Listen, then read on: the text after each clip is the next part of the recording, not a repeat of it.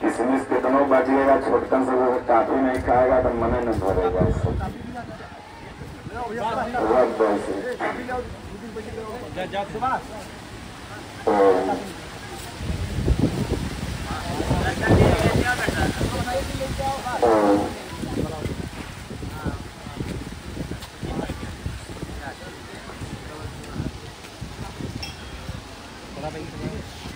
आज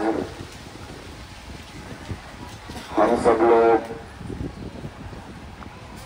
आप लोग तो पहले से ही किसान इंटर कॉलेज में उपस्थित हैं, लेकिन हमारी टीम के लोग आज ये किसान इंटर कॉलेज के प्रांगण में स्वर्गीय अक्षयवीर सिंह जी की प्रतिमा के नीचे चंद्रभान सिंह, अक्षयवीर जी किसका नाम था, और नाना जी, अक्षयवीर जी, अक्षयवर सिंह और चंद्रभान सिंह जी की प्रतिमा के नीचे में हम सब लोग बैठे हुए हैं। और आप सब लोगों को बहुत से लोग बच्चे कह के संबोधित करते हैं कि ये बच्चे हैं। मैं बता दूं कि आप लोग बच्चे नहीं हैं। बच्चे वो हैं जो आप लोगों को बच्चे कहते हैं, इसलिए कि जो 60 बरस का हो गया, मान लो अगर 70 जीना है तो वो 10 बरस का न हुआ, 70 माइनस 60 बराबर 10। तो बच्चा कौन हुआ, जो अभी 60 बरस जिएगा कि जो अभी 10 बरस जिएगा, जो 60 बरस जिएगा ना। इसलिए आप लोग बच्चे नहीं हैं, बल्कि आप लोग देश के भविष्य हैं। और संत सदैव जो होते हैं वो देश के भविष्य के साथ एक समझौता करते हैं। वो समझौता का नाम है ज्ञान देना। आज एक बहुत बड़ा संगठन है भारत में, पूरे विश्व का सबसे बड़ा संगठन है आरएसएस, नाम आप लोगों ने सुना होगा। आरएसएस एक ऐसा संगठन था जिस समय वो बच्चों का निर्माण कर रहा था तो बहुत से लोग मजाक उड़ाते थे, और उनके संस्थापक जो हैं एक संत ही हैं। और आरएसएस श्री परमहंस आश्रम सती अनसुईया चित्रकूट, जहां हमारे दादा गुरु महाराज तपस्या करते थे, तो आरएसएस के जो हेड थे वो हमेशा जाया करते थे और महाराज का सत्संग सुनते थे। कहीं न कहीं से वो दादा गुरु से प्रेरित थे, और सती अनसुईया में सबसे बड़ी शाखा परमहंस आश्रम ने दान में दिया है, जहां पर वहां पर आरएसएस की ट्रेनिंग चलती है। करीब 800-900 बीघे जमीन हमारे आश्रम के द्वारा दी गई है आरएसएस वालों को। तो उस समय आरएसएस बच्चों का निर्माण कर रहा था, और उसी गोल में कोई नरेंद्र मोदी बैठा था, तो वही उसी गोल में नितिन गडकरी बैठा था। और धीरे धीरे धीरे धीरे क्रम समय का बदलता गया और एक अच्छा व्यक्तित्व का निर्माण हुआ। इसलिए संत सदैव एक व्यक्तित्व का निर्माण करते हैं। तो आप सब लोग भविष्य हैं। इसी गोल में कोई डीएम होगा, कोई डॉक्टर होगा, कोई इंजीनियर होगा, लेकिन इन पदवी पाने से सब पहले आप सब लोग को क्या करना है कि अच्छा बनना है। सबसे पहले न आपको डॉक्टर बनना है, न इंजीनियर बनना है, न कलेक्टर बनना है, क्या बनना है, अच्छा बनना है। अच्छा एक ऐसा चौराहा है जिससे आप किधर भी जा सकते हो, डॉक्टर की तरफ भी जा सकते हो, इंजीनियर की तरफ भी जा सकते हो, आईएएस आईपीएस कुछ भी आप बन सकते हो। और बुरा एक ऐसा गोलंबर है जहां से सारे रास्ते ब्लॉक हो जाते हैं।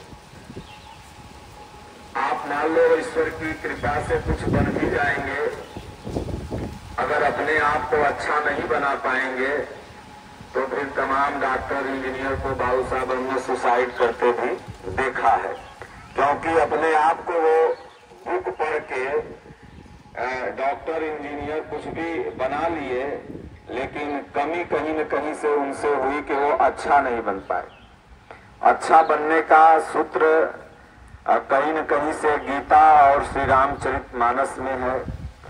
इसलिए प्रत्येक बच्चों को श्रीमद् भगवद गीता सुनना चाहिए। आजकल यूट्यूब है, उस पर आप यथार्थ गीता केवल बोलेंगे वो आ जाएगा ऑडियो, उसको आप सुन सकते हैं। एक श्लोक, 2 श्लोक, जितना भी समय रहे आपके पास, उसी से अपने दिन की जो दिनचर्या है उसे प्रारंभ कीजिए। देखिए आपका पढ़ने लिखने में रुचि भी बढ़ेगी और जो सोचेंगे उसमें ईश्वर आपका मदद करेगा, क्योंकि इस संसार में कोई थर्ड पावर है जो इस संसार को क्रिएट कर रहा है, चला रहा है। जैसे देखिए अभी हम बोल रहे हैं, हो सकता है कुछ देर बाद न बोले, तो कोई हमारे अंदर है तो बोल रहे हैं। कोई अगर इससे निकल जाता है तो हम बोलना बंद कर देते हैं। वो जब तक है मेरे अंदर, आपके अंदर, तब तक हमारा एक गुरु का, संत का, आपका एक शिष्य का, स्टूडेंट का रिश्ता है। लेकिन जैसे ही वो हमारे अंदर से या किसी भी व्यक्ति के अंदर से निकल जाता है, रिश्ता खत्म हो जाता है। तो गोस्वामी जी ने बड़ा सुंदर मानस में कहा कि मानहि सबहि राम के नाते।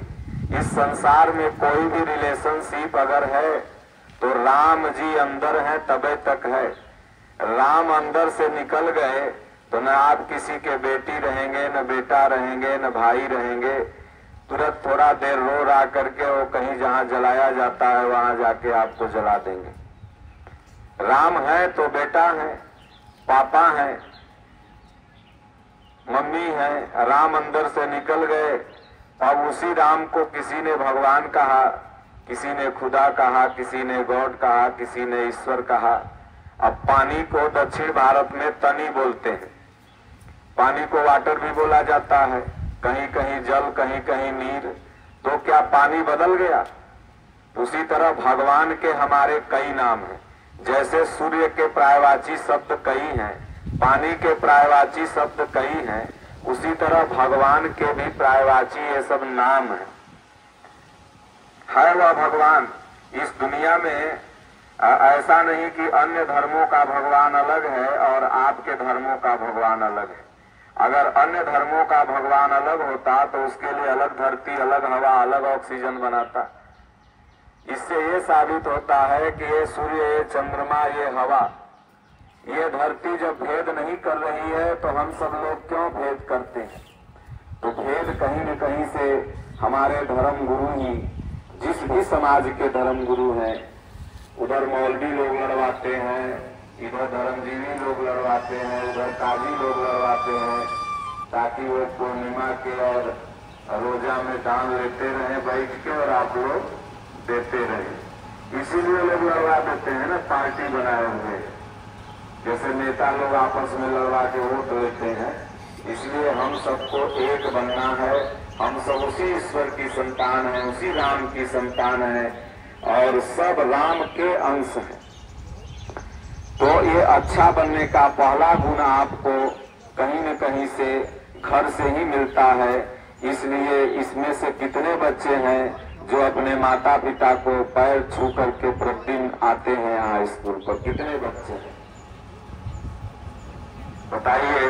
कितनी शर्मनाक बात है, कुछ झूठे उठा दिए हैं इसमें। पैर छूने में लाज बरती है लोगों को। जो माता पिता दिन भर आपके लिए गेहूं काटता है, सरसों काटता है, न जाने टाफी बेचता है, हमने छोटी छोटी दुकानें देखी लगी हुई है, किसी की बोहनी 200 होगी, किसी की 100 होगी, लेकिन वो इसलिए दिन भर उस दुकान पर बैठा है कि अपने बच्चे की फीस अगले महीना जमा करना है। वो एक टॉफी खाता नहीं है इसलिए कि खा लेगा तो एक पैकेट में 10 रुपया फायदा है तो 9 रुपया ही होगा, फिर फीस नहीं दे पाएगा। उस माता पिता के प्रति आप लोग संवेदनशील नहीं है, बल्कि आप लोग मजाक उड़ाते हैं, उनकी बातों को सुनते नहीं हैं। तो ये कहीं न कहीं से आप लोग अपराध कर रहे हैं और इस अपराध का क्षमा कहीं भी नहीं है। इसलिए आज से आप लोग जो भी मम्मी पापा आपके बोलेंगे उसकी बात को मानना है, क्योंकि आपके पास हो सकता है किताबी ज्ञान हो गया हो, साइन थीटा कॉस थीटा आपने जप लिया हो, लेकिन अनुभव का ज्ञान आपके पास नहीं है। अनुभव का ज्ञान उस माता पिता के पास है, भले वो 5 तक ही क्यों न पढ़ा हो और आप 8 में क्यों न पढ़ने लगे हो, लेकिन आपसे वो ज्यादा अनुभवी है। इसलिए उनकी बातों को अगर आप मानना प्रारंभ कर देंगे तो जीवन में अच्छा बनेंगे और फिर जो चाहोगे। इसलिए हमारे श्री रामचरितमानस में बाबा तुलसीदास जी ने प्रभु श्री राम जी के चरित्र को सुंदर पेश करते हुए बताया है कि प्रातः काल उठ के रघुनाथा, मातु पिता गुरु नाम ही माथा। आजकल तो सुबेरे उठेगा देखेगा ये गर्लफ्रेंड के फोन अले है कि ना है, माता पिता गुरु को क्या देखेगा। ये मॉडर्न जमाना बन गया। ये प्यार का जो नौटंकी भारत में चल रहा है इसको बंद करो। ये प्यार करना है तो माता पिता से करो, भगवान से करो, ईश्वर से करो। ये मैं इसलिए बोल रहा हूँ, कुछ लोगों को खराब भी लग रहा होगा, लेकिन ये हमारे समाज की अभी सबसे बड़ी बुराई है। किताब से प्यार नहीं करेगा, टीचर से प्यार नहीं करेगा, जो मैडम है यहाँ पर उनके पढ़ाई से प्यार नहीं करेगा, और करेगा तो पता नहीं किससे किससे, मतलब जिससे करना है उससे नहीं। ये चमड़ी से क्या प्यार करते हो, ये चमड़ी तो खत्म होते चली जाएगी। आज बढ़िया दिख रही है, कल खराब हो जाएगी। इसलिए दुनिया में यहाँ आए हो तो कुछ करने के लिए ऐसा काम करो कि तुम्हारी भी ऐसे प्रतिमा लगे, ऐसा काम करो कि तुम्हें भी यह इतिहास याद करे, ये इतिहास तुम्हारा ऋणी हो जाए। इसके लिए इस संसार में आए हो। और वास्तविक रियल प्यार भगवान से होता है। भगवान श्री राम ने गुरु से प्यार किया, तब तो अपने गुरु को प्रणाम करते थे। माता पिता से उन्होंने प्यार किया, इतना माता पिता से अटूट प्यार किया प्रभु ने कि 10 दिन भी ब्याह हुए नहीं हुआ था और वनवास का समय आ गया। आज का लड़का रहता तो अपने पास बंदूक न रहता तो दूसरे दोस्तड़ा से मार के बुढ़वा बुढ़िया के ढिसुम ढिसुम मार देता, कहता हमारा हिस्सा नहीं होता है। लेकिन भगवान ने एक बार भी नहीं, उसमें पिता ने कहा नहीं था, माता ने सिर्फ कहा।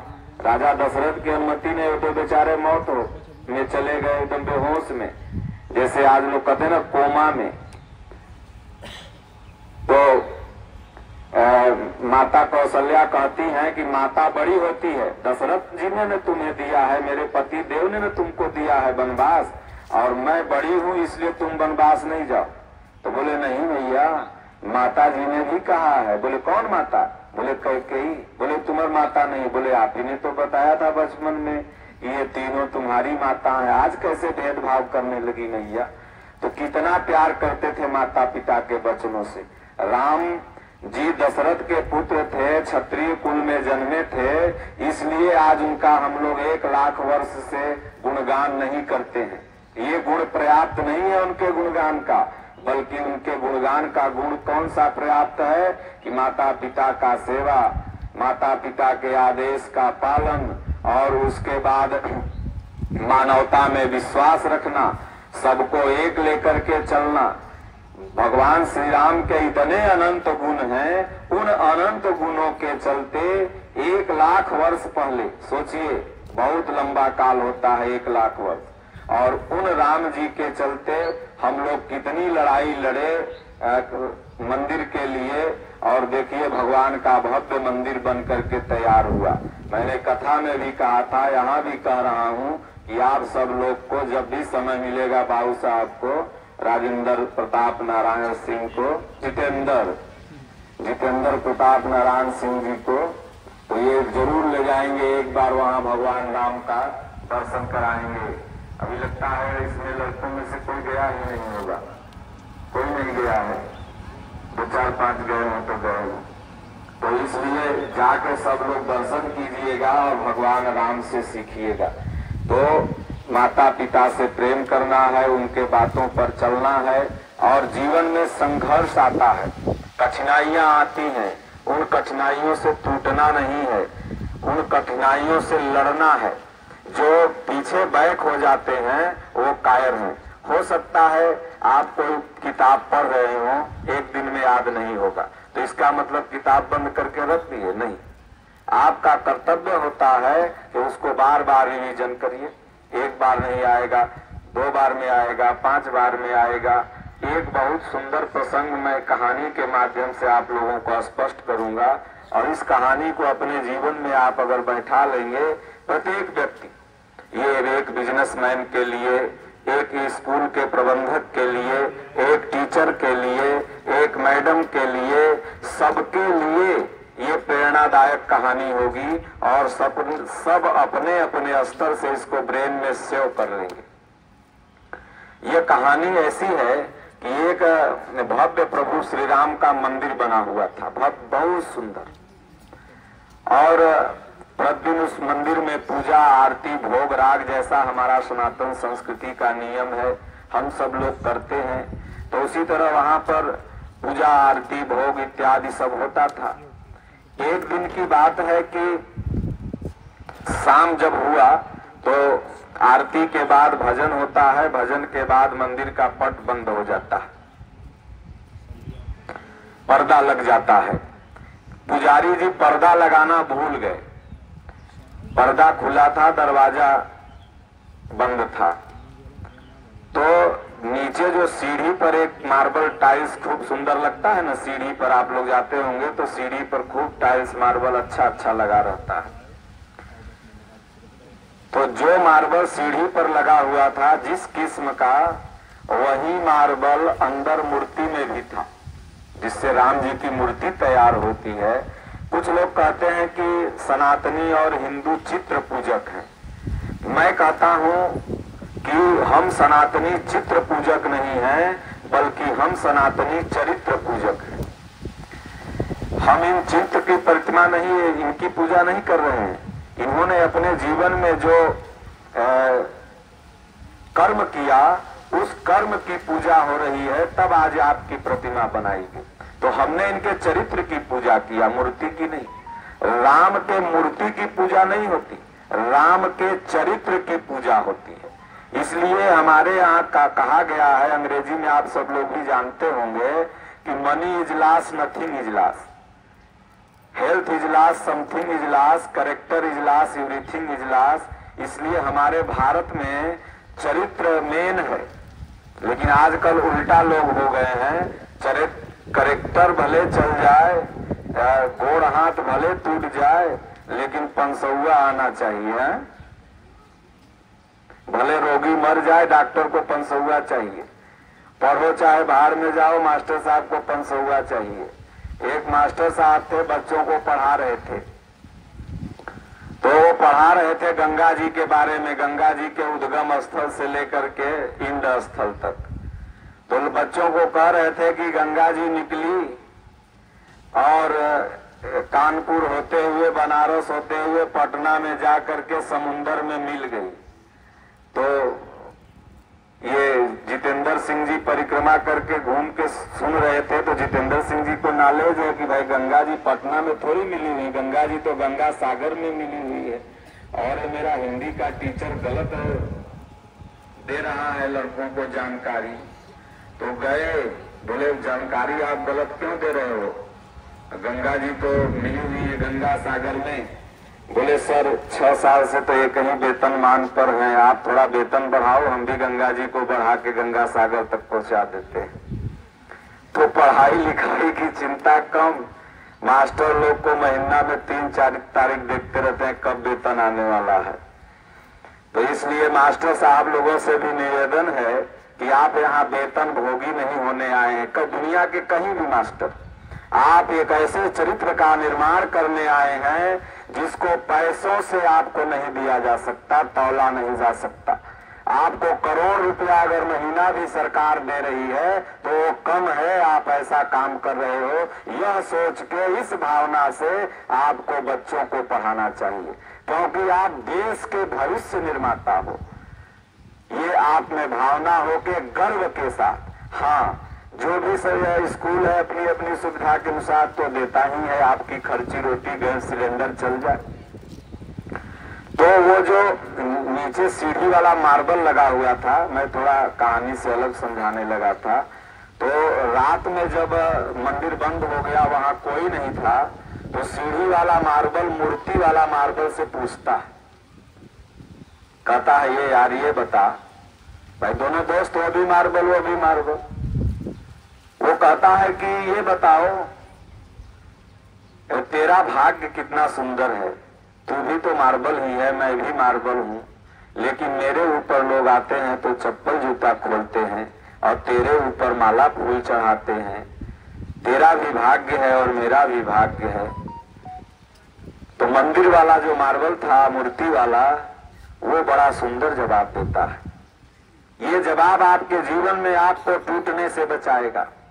आप अगर मान लो यूपीएससी कर रहे हैं, कंप्लीट करना चाहते हैं, आप बहुत से लड़के कोटा में जाते हैं, बहुत से लड़के दिल्ली, लखनऊ, कानपुर जाते हैं और लक्ष्य न मिल पाने पर सुसाइड कर लेते हैं। सुसाइड करने के बाद क्या तुम डॉक्टर और इंजीनियर बन जाओगे? वहां कोई वैकेंसी है भगवान के पास? भगवान आपसे कुछ और कराना चाह रहा है, इसलिए आपको वहां सफलता नहीं दे रहा है। इसलिए आपको निराश नहीं होना है, क्योंकि भगवान इस संसार रूपी स्टेज पर आपके रोल को निर्धारित कर चुका है। हो सकता है कि जो हमारे बीच में इस किसान इंटर कॉलेज के प्रधानाध्यापक बैठे हुए हों, ये भी चाहते रहे होंगे कि हम आईएएस बने, आईपीएस बने, डॉक्टर बने, इंजीनियर बने, लेकिन अगर ये बन जाते तो आज इतने बच्चों का भविष्य कैसे मंगलमय होता। उस समय इनको असफलता मिली होगी, बुरा लगा होगा, लेकिन आज अपने ये नसीब पर इतराते होंगे कि मैं कुछ भी नहीं बना, वो बढ़िया है, आज मैं इतने लोगों को बना रहा हूं। तो सज्जनों, ये भगवान की प्रेरणा से जो आपको बनवाना चाहेगा वही आपको बनाएगा। इसलिए कभी भी ऐसा मत सोचना कि हम सुसाइड कर ले, मर जा। तो मूर्ति वाला जो मार्बल था, वो जवाब देता है उस सीढ़ी वाले मार्बल को कि देखो भाई, दोनों तो हम लोग एक ही हैं, लेकिन जब खदान में डायनामाइट लगा तो तुम छोटे छोटे टुकड़ों में टूटा और मैं एक शिला में टूट गया। और वहां से कारीगरों ने उसको उठाया, ट्रक पर लोड हुआ। जैसे आप लोग देखे होंगे, नेपाल से एक पत्थर चलता है जो 6 करोड़ वर्ष पुराना होता है, और वह पत्थर अयोध्या जी में आता है। और अयोध्या जी में एक दक्षिण भारत के बड़े सुंदर कलाकार ने एक बड़ी भव्य सुंदर प्रतिमा का निर्माण किया। लेकिन उस प्रतिमा को निर्मित करने में उस कलाकार ने कितने बार कटर चलाया होगा, कितने बार छेनी हथौड़ी मारा होगा, कितने बार उस प्रतिमा को, उस पत्थर को कष्ट दिया होगा, लेकिन वो प्रतिमा टूटी नहीं, बल्कि उस हर एक छेनी, हर एक हथौड़ी को झेलती रही और झेलने के बाद एक भव्य रामलला की मूर्ति का निर्माण होता है। आज उस मूर्ति का दर्शन करने के लिए 1 डे का टारगेट है, 5 लाख से लोग जा रहे हैं। अभी रामनवमी आने वाली है, हो सकता है 20 लाख भी वो संख्या चढ़ जाए। अगर 24 घंटा 24 आवर्स मंदिर को खोल दिया जाए तो भीड़ में कमी नहीं होगी। इतनी भीड़ बाहर पड़ी हुई है। बहुत से लोग कहते हैं कि स्कूल बनाना चाहिए, अस्पतालों को बनाना चाहिए, ये मंदिरों की क्या जरूरत। हमने अयोध्या में देखा कि बढ़िया बढ़िया बाबू साहब अस्पताल अब होटल बन गए हैं। बढ़िया बढ़िया अस्पताल वाले बंद कर दिए और होटल इसलिए बना लिए कि 4 घंटे 8 घंटे उसमें यात्री रहते हैं, 3000 4000 रुपया देके चले जाते हैं। न जाने कितने लोगों का व्यापार प्रभु श्री राम जी के चलते चलने लगा। मैं ये नहीं कह रहा हूं कि स्कूल नहीं बनना चाहिए, मैं नहीं कह रहा हूं कि हॉस्पिटल नहीं बनना चाहिए, लेकिन जो हमारी धर्म है, हमारी संस्कृति है, जो हमारे संस्कृति के आदर्श पुरुष हैं, उनका भी निर्माण होना चाहिए। क्योंकि हॉस्पिटल और स्कूल तो केरला में भी है, लेकिन 99% लड़के ISIS में संगठन में जो शामिल हुए, गर्दन जाके काट रहे हैं, वो केरला के हैं, क्योंकि उन्हें सनातन संस्कृति का ज्ञान नहीं है। वो ये नहीं सीखे कि गर्दन काटने से पाप लगता है। इसलिए पढ़ने के साथ साथ, आगे बढ़ने के साथ साथ आप सब लोग को आध्यात्मिक होना भी बहुत जरूरी है। अगर आप आध्यात्मिक नहीं हैं, अगर आप माता को माता, पिता को पिता, भाई को भाई, बहन को बहन, यह भी एक आध्यात्मिकता है। अगर आप मॉडर्न में चले गए, बड़े बड़े शहरों में जाइए, पता ही नहीं चलता है कि भाई है कि बहन, वो एकरा यार कहेगा, वो एकरा यार कहेगा, आदमी पगलाल रहेगा, तो आप पशु हो गए।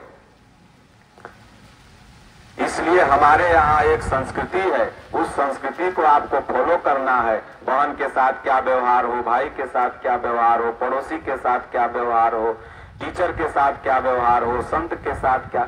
आजकल लड़के साधु संत को देखेंगे आसाराम जा रहा है, ये टारगेट बना लिए, वो राम रहीम जा रहा है। अगर एक बच्चा इस विद्यालय में चोर हो गया तो क्या किसान इंटर कॉलेज का सब बच्चा चोर हो गया?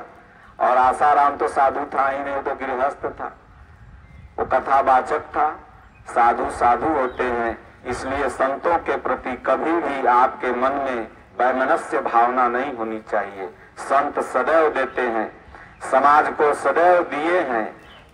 और ये पाश्चात्य सभ्यता वाले संतों की निंदा इसीलिए करवाए मीडिया के माध्यम से, ताकि आप लोग संतों से डिस्कनेक्ट हो जाएं और फिर आप लोगों को पाश्चात्य सभ्यता की चीजें पढ़ा करके चले जाएं। इसीलिए एकदम हाई लेवल पर विरोध करवाए, ताकि सब लोग संत के पास जाना बंद कर देंगे। और जब आप संत के पास जाना बंद करोगे तो कहाँ जाओगे? फिर उसके बाद दारू की दुकान पर, उसके बाद कहाँ जाओगे? ड्रग्स की दुकान पर, उसके बाद कहा। आप सोचो कि भारत में 4000 करोड़ का डेली ड्रग्स बिक रहा है। जब राम राज्य आइए गया तो ड्रग्स कौन पी रहा है? रावण के खानदान वाले।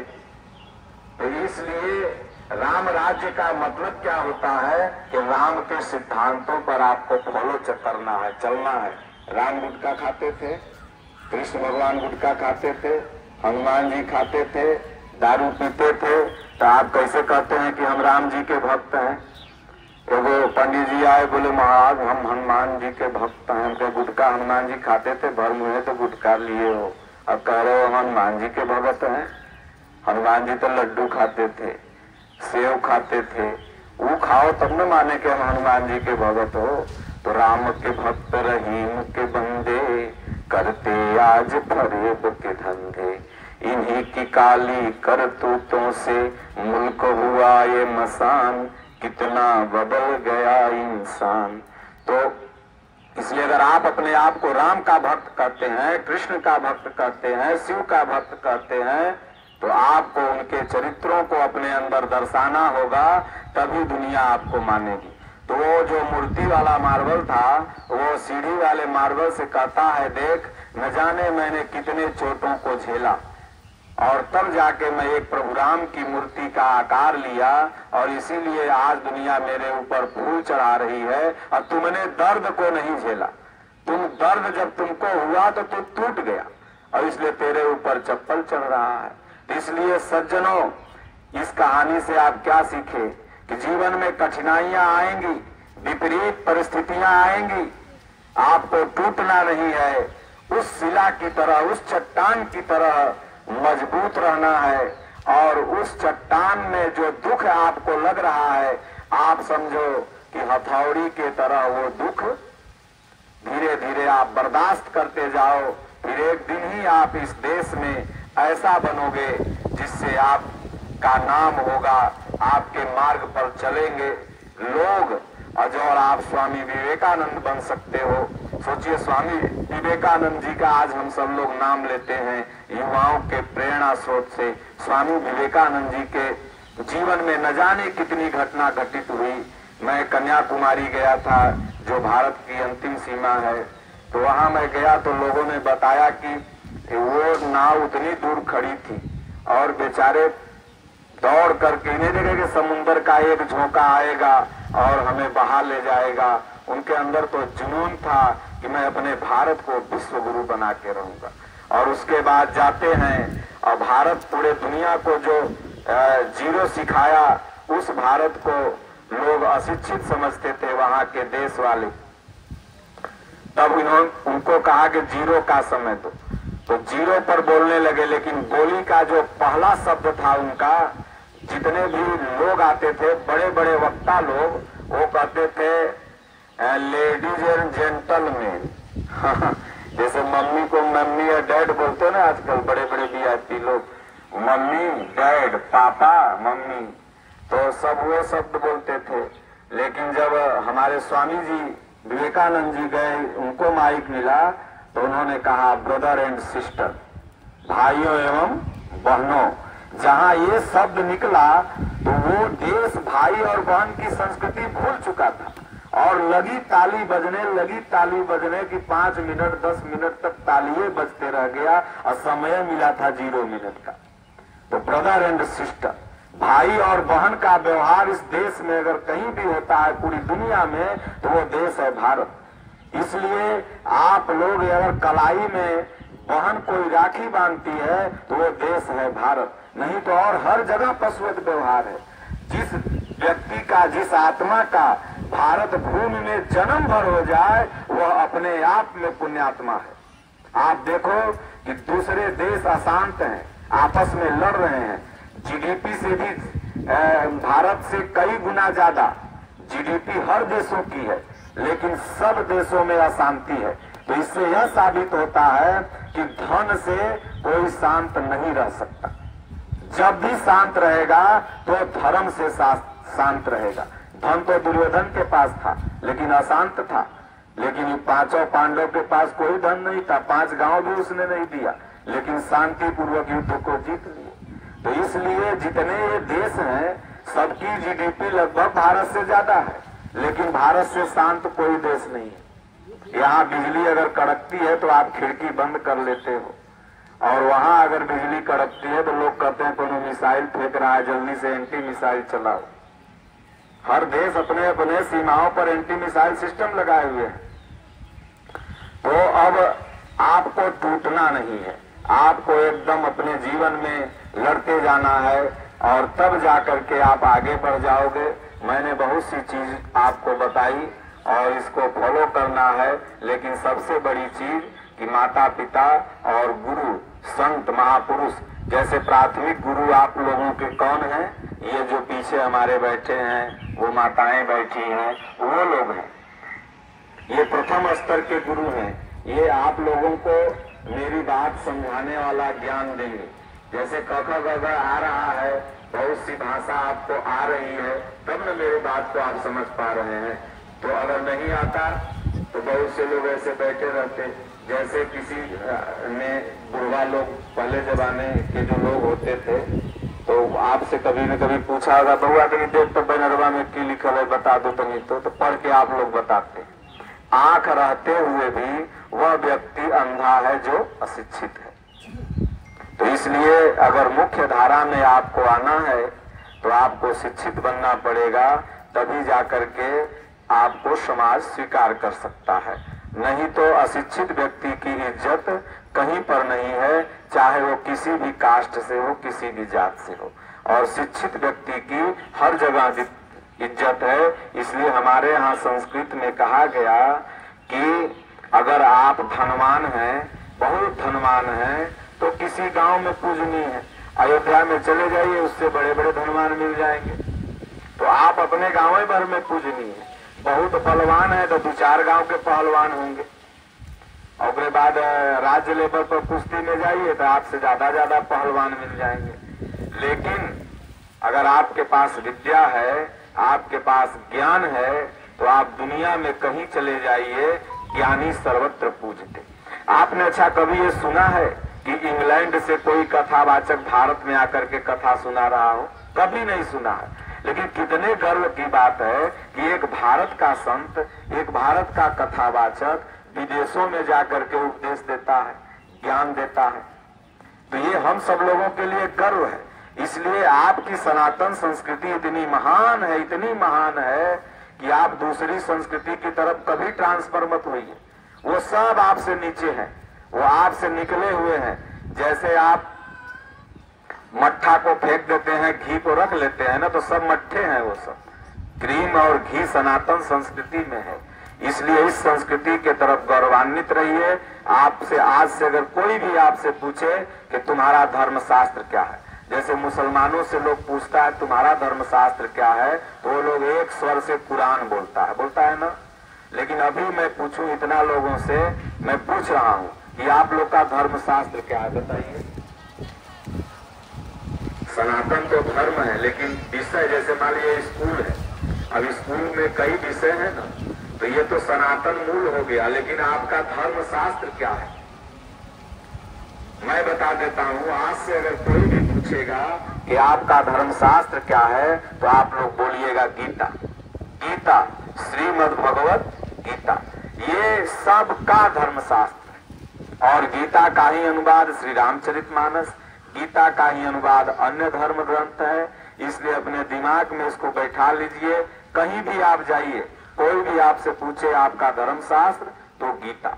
गीता एक ऐसी फिलॉसफी है, एक ऐसा ज्ञान है कि स्वामी विवेकानंद गीता पढ़ के ही इस संसार को विश्व गुरु बनाया। और गीता से इंद्रिय संयम करने की शिक्षा मिलती है, ब्रह्मचर्य जिसको बोलते हैं। स्वामी विवेकानंद जी की जब विदेश में ख्याति हो गई, बस यही टॉपिक सुना के आपको 2 मिनट में बंद कर देता हूँ। तो कुछ लोगों ने सोचा कि इसको बेइज्जत कर दिया जाए, और जब ये बेइज्जत हो जाएगा तो जो भारत विश्व गुरु बना है वो खत्म हो जाएगा। तो एक वहां की सबसे सुंदरी महिला को उनके पीछे लगा दिया गया। सब लोग तो बड़े बड़े रिसोर्ट में ठहरे हुए थे, और स्वामी विवेकानंद भारत से गए थे, कोई फंडिंग तो थी नहीं। तो एक पुस्तकालय में आप ठहरे हुए थे, जहां पर आप लोगों ने सुना भी होगा कि उतने दिन में सारी लाइब्रेरी की पुस्तक को स्वामी जी ने पढ़ लिया था। तो कितने बड़े उनके दिमाग थे, कितना बड़ा ब्रेन था उनका।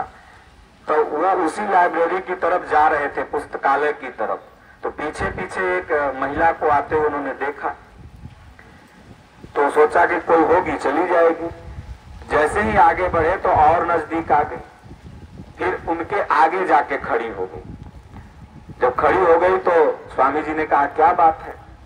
तो उसने कहा देखिए आपका व्यक्तित्व बहुत सुंदर है, आप लंबे हैं, तरंगे हैं, सब कुछ आप में ठीक है, बढ़िया है, अब बस मेरी एक मनोकामना पूर्ति कर दीजिए।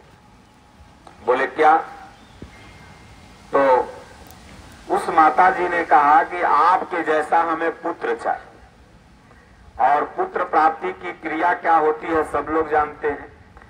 तो स्वामी जी कितना बढ़िया जवाब देते हैं कि देखिए अगर हम लोग भ्रष्ट होते भी हैं और आपको पुत्र होता भी है, तो कौन जाने वह स्वामी विवेकानंद जी जैसा ही होगा।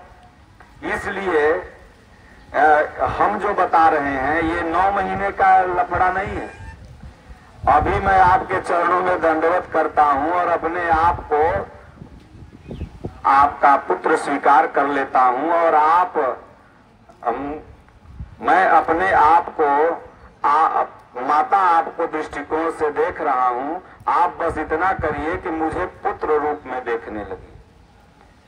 तो उस महिला के आंखों में आंसू आ गया और आ गई, महिला रोने लगी। और हम पढ़े लिखे हैं नहीं, तो आ गई थोड़ा डिफरेंस हो जाता है, उसको आप लोग अपने हिसाब से समझ लीजिएगा। पढ़े लिखे के तो उम्र में चले गए गुरु महाराज के पास, तो अब जो भगवान बताते हैं थोड़ा बहुत बोलते हैं। तो स्वामी विवेकानंद जी ने जैसे ही मां स्वीकार किया, और वो तुरंत उनको पुत्र रूप में देखना प्रारंभ कर दी। अब सोचिए ये शिक्षा स्वामी विवेकानंद को कहां से मिली? ध्यान पूर्वक सोचिएगा, गीता से। गीता में उन्होंने पढ़ रखा था कि अर्जुन के सामने जब विषम परिस्थिति स्वर्ग लोक में आई, तो इंद्र की भेजी हुई अप्सरा को मां कुंती के रूप में वो देख रहा था। तो गीता आपका धर्म ग्रंथ है, गीता आपका शास्त्र है। इसलिए अगर उसी गीता को पढ़ के भारत को विश्व गुरु स्वामी जी ने बनाया, और आज जितने भी लोग चरम सीमा पर पहुंचे हुए हैं सब गीता पढ़ते हैं। इसलिए आप सब लोगों को गीता मिलेगी। मैं प्रबंधक साहब से कहूंगा कि हमारे पूज्य गुरुदेव भगवान ने 1 से 5, 5 से 10 2 बुकें लिखी है। कागज के दाम पर आप कोई अपने विभागीय फंड के द्वारा कभी आश्रम आएंगे तो जितनी संख्या होगी 800-900 बच्चों की, तो स्वामी जी कागज का दाम इसलिए लेते हैं कि आप उसका सदुपयोग करेंगे। 200 रुपए की गीता महाराज आधा दाम में, तो आधा दाम पेपर छपने में, कार्ड छापने गई तो कितना पैसा लगता है। बाकी और गीताएं फ्री में महाराज बंटवाते हैं। जैसे अभी यहाँ कार्यक्रम हो रहा है, यहाँ फ्री बटेगा कुछ प्रतियां, तो आप लोगों को ये लाएंगे और गीता जयंती के दिन आप सब लोग को एक एक प्रति गीता अपने कर कमलों के द्वारा प्रबंधक साहब बाल गीता जो बच्चों की है वो देंगे और आप उसको पढ़िएगा और अपने जीवन में उतारिएगा और इनके लिए मंगल कामना करिएगा कि ये आनंद रहें। बोलो गुरुदेव भगवान की जय, बोलो जय सिया राम, जय जय सिया राम। सब लोग बोलो। छोटी सी बात एक बताना भूल गए, जैसे ये विद्यालय है, यहाँ पर हर जाति के बच्चे पढ़ने आते होंगे। कभी भी कास्ट बाई आप सब लोग किसी को नहीं पुकारेंगे और कास्ट बाई किसी का कभी मजाक नहीं उठाएंगे, क्योंकि आप सब लोग भाई हैं, आप लोग सब एक प्रभु के पुत्र हैं।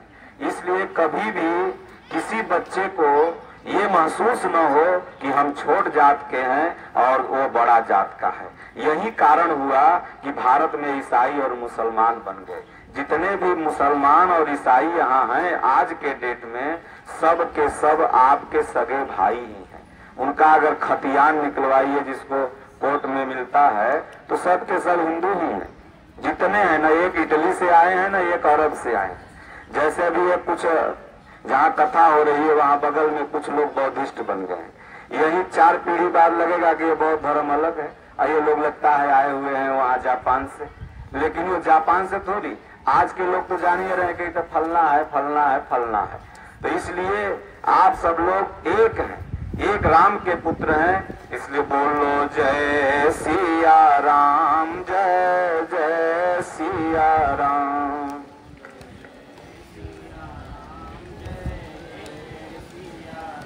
सिया राम मैं सब जग जानी,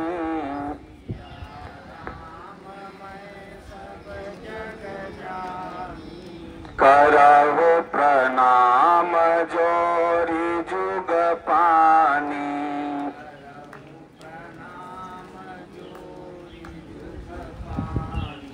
बोलो जय सिया राम, जय जय सिया राम।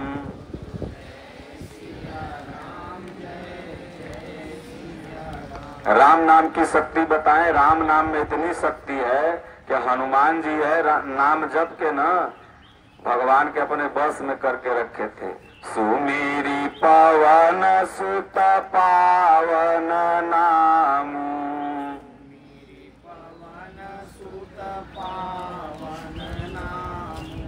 अपने बस करी राखे हूँ राम।